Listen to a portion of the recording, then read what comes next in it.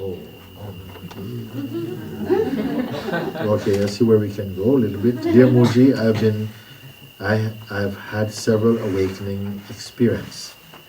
After that, there was a desire to hold the stateless state. But soon as I got aware who is the one trying to keep it, immense silence came. I don't know if there is any words to describe, but it seems like that as days go by, there is more the sense of presence and awareness of that presence than going with the ego mind. Thank you very much. Emir from Macedonia. Where is Macedonia? Yugoslavia, Balkan. Okay.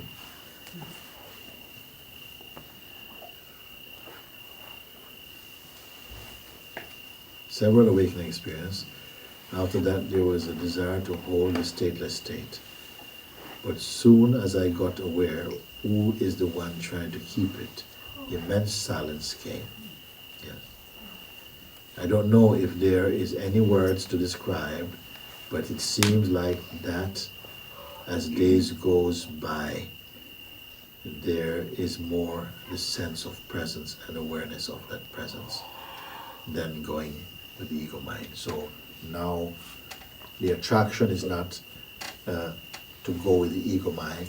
Maybe the reflex is to go back to a state of the old regime of thinking. But still now something is replacing that. There is an awareness of presence. And it's something very different. Not awareness of person, but of presence. See?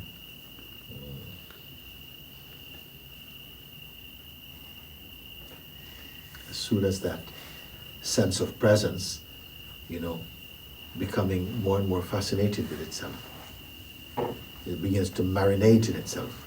And then all other things become distant and secondary. So these are the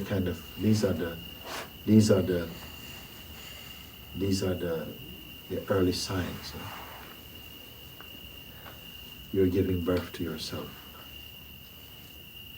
The contractions have started. You start to feel this awareness itself. And losing attraction for the ego mind. Natural thing, losing attraction. So when he comes knocking, you're not like a slave anymore. You can observe and you can say, no, I don't go with this.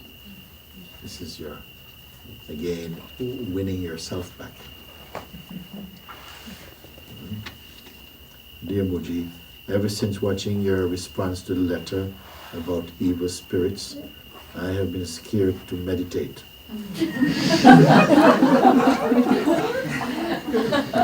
There is a fear of my defenses being lowered if I empty my mind.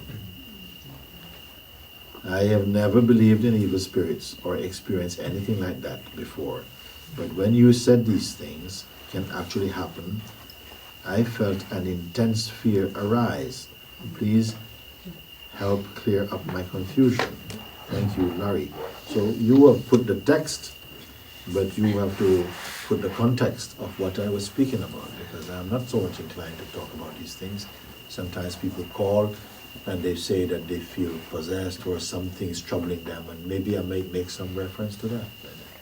So you have to remember to put the context of the conversation. Otherwise, I don't know what you're speaking. I don't usually like that. But let me take up a little bit from where you speak, Laurie. So ever since watching your response to the letter about evil spirits, I've been scared to meditate. There's a fear of my defenses being lowered if I empty my mind. Many people have this. This fear is coming from the mind. That if you go beyond the mind, if you go beyond the person, you're going to be in some vulnerable state. It's not true. You come to a state of innocence. Innocence and vulnerability are different. I didn't say you come to a naive state. You come back to a kind of innocence. And that is a very powerful state. You see. Innocence means All these things, they don't exist. You don't know anything about them. People talk all kind of things, but you don't know anything. What they're talking about? What are they talking about? We have developed so many billions of words collectively as language, human language. And we're still inventing new words like this. But you don't know what they're talking about. That is innocence. Still, something is talking. But inside the feeling is, but what we seem to talk about, it feels like, why? Why would you want to be talking about that? I mean, like, you see, that's a kind of innocence. Not, of course, I don't feel that the person going around asking, why? Why? I don't say this. But the intelligent person is asking, why do we talk, why? You see? Because there's a fear that my defenses being lowered if I empty my mind. Defenses mean that you already feel you're under attack from life, isn't it? For many people, the life seems like on the verge of some ordeal. It's about, that you have to control. Otherwise, it's just it's like boiling milk. You have to keep your eye on it. You can't answer the telephone. Some people feel I have to control. Because if I don't, things go wrong. So then this is very, very. Then you exhaust your energy. You will get tired very quickly. Because why? You're too busy trying to save life, trying to prevent your projections from happening.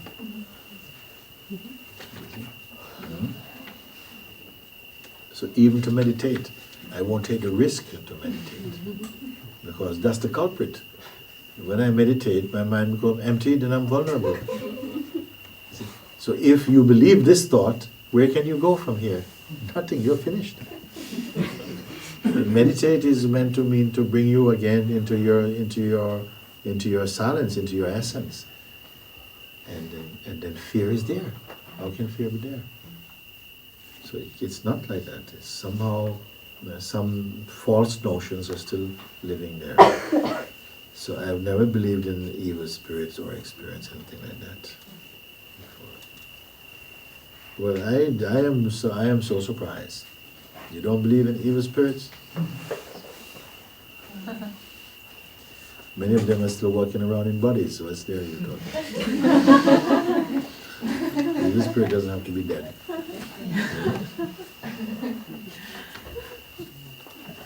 You're afraid of disembodied evil spirits. Huh? Yes. One time, when I was in the market in Brixton, in London, selling incense. So I started to make these sayings.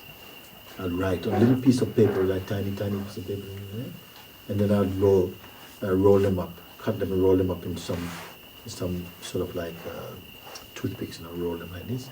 And I cut some drinking straws. I used to go to McDonald's and get straws and cut them up in little bits, and then I pushed them inside the straw, and I had this bag called Thought for the Day. Thousands and thousands.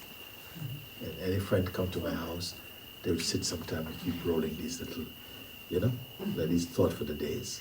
And so people would come and they loved them because it was always something, truthful and uplifting.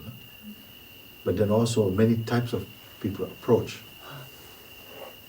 about different things. And then one lady, an old lady, I saw her very often. She comes to the market with her son. Her son is a very big guy, very big. But he is like a young mind, very strong, carries all the shopping.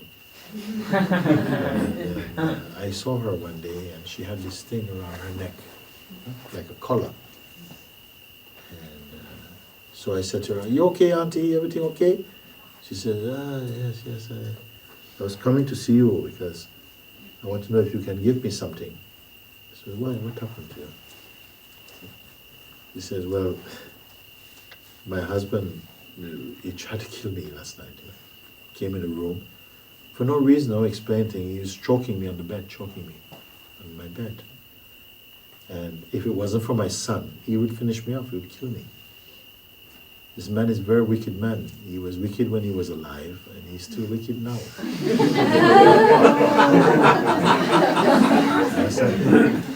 I meet many people like that. Is it true or not? So you say, like, I've never believed in evil spirits or experienced anything like that before. But when you said these things, they can actually happen if I felt an intense fear inside. It's okay, you can feel a bit of fear about it. But then somehow you must clear it. You're quick to feel fear, because the mind that is so much identified with person is quick to feel fear. You see? But you have to be strong. If you come to satsang with me, you have to be strong. Not some little daffodil. You have to be strong. Isn't it? You cannot just be little things, oh my God. No, I said, no, you're too weak. If you're too weak and you keep on being too weak, we shoot you and we throw you over the hill, we say. If you come back up on your own, then you can join the team again. But you have to be strong means what? It means that you somehow must follow the pointing and discover your real self. And no one will discover real self. You can never be weak. When I say strong, I don't mean aggressive. I mean centered, peaceful, open, unafraid. Like that. I don't say fear cannot come, but it cannot grow. It will come sometime, but it cannot grow because you're not cultivating these qualities.